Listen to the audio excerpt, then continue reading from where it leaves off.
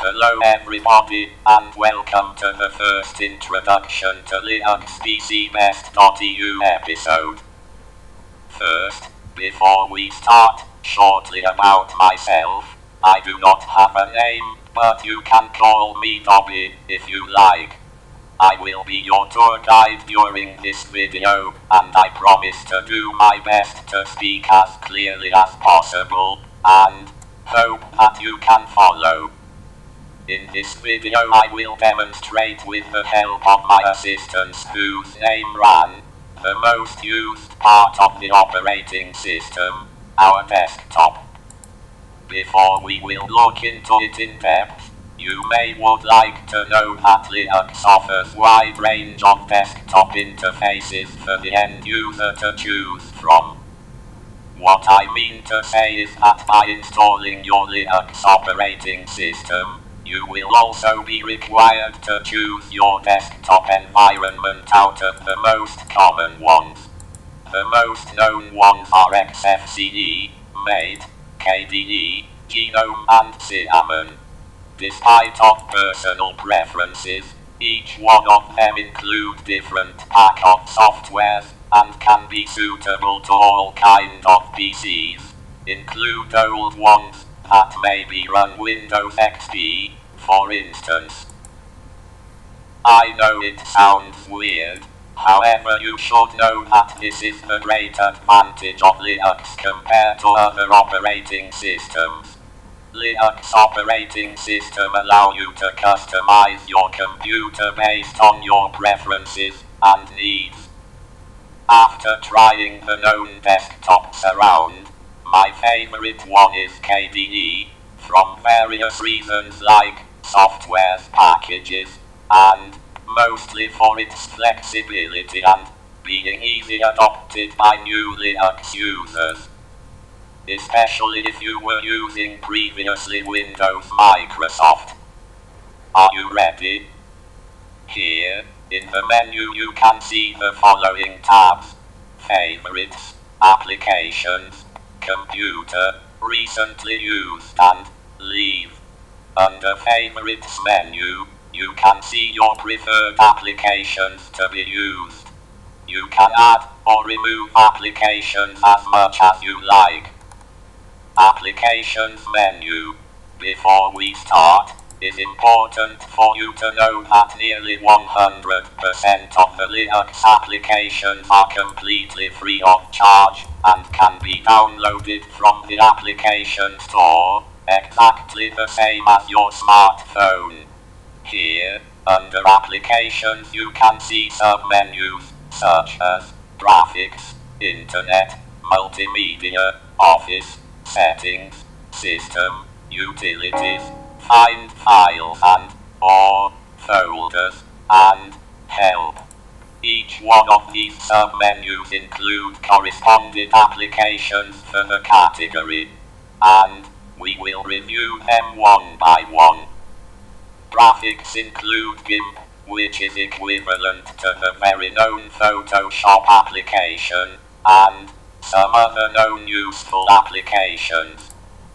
Internet comes along with Firefox browser pre-installed, and some other known internet tools, such as Transfer Files Protocols, Download Manager, and Mail Client.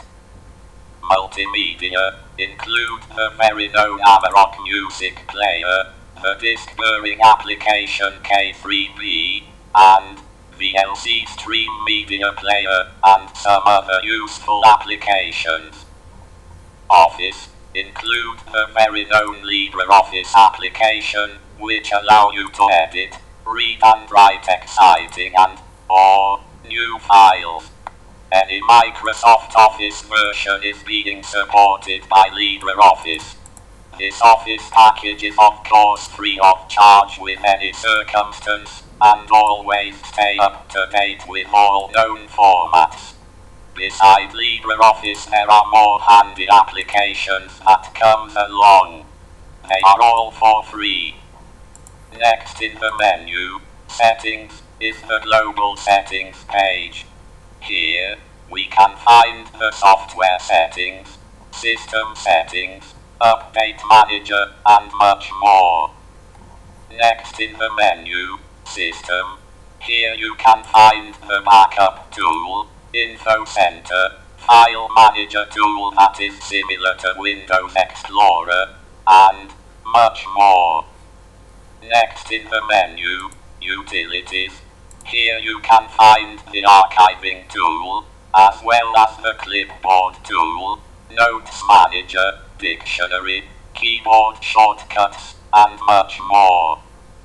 And, before the last, you can use the Search File and Folders tool. However, you can also use the search option that appears automatically by calling this menu.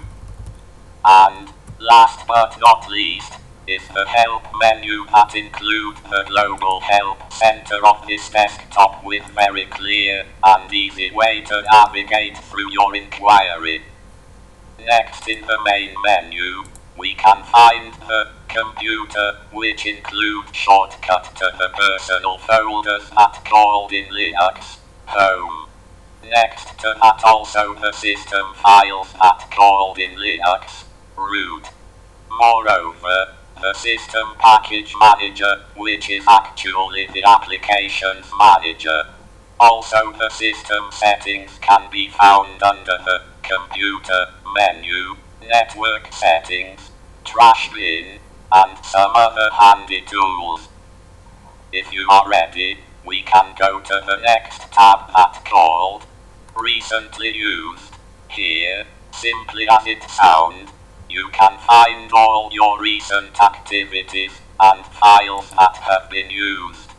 Of course that you can customize the use of this menu to comply with your privacy needs.